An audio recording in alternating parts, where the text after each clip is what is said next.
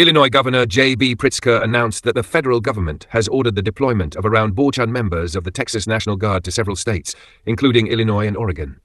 According to Pritzker, his administration was not informed about this decision in advance, and there was no attempt from federal officials to coordinate with state authorities before the announcement.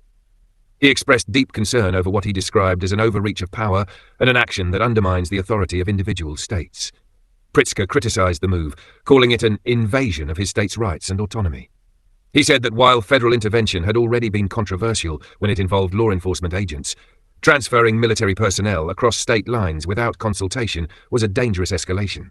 He argued that the National Guard should not be used as a political tool or as an extension of federal authority in matters typically managed at the state level. The governor urged the public to recognize the seriousness of the situation and to stand against what he sees as a misuse of federal power. He also revealed that he reached out to Texas Governor Greg Abbott, requesting him to withdraw cooperation with the order. Pritzker insisted that such deployments should only occur under mutual agreement, not through unilateral decisions made in Washington.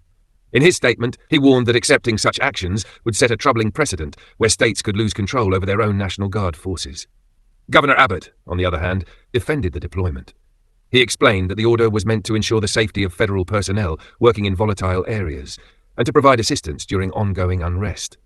Abbott emphasized that the Texas National Guard has extensive training and operational experience, especially along the southern border, and could provide immediate support in maintaining order where needed.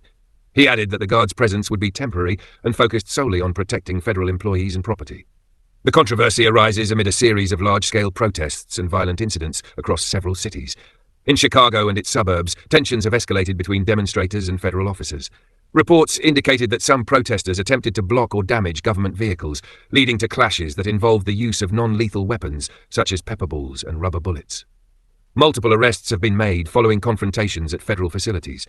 Similar unrest has occurred in Portland, where demonstrators clashed with law enforcement officers during overnight protests. Pritzker warned that deploying troops from one state to another without permission violates the fundamental principle of state sovereignty.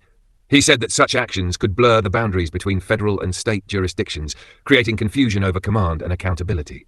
The Illinois governor called for transparency and communication before any military units are moved across state lines, stressing that cooperation, not coercion, should guide such decisions. The debate highlights a growing conflict between state and federal leadership over control, responsibility, and the limits of authority.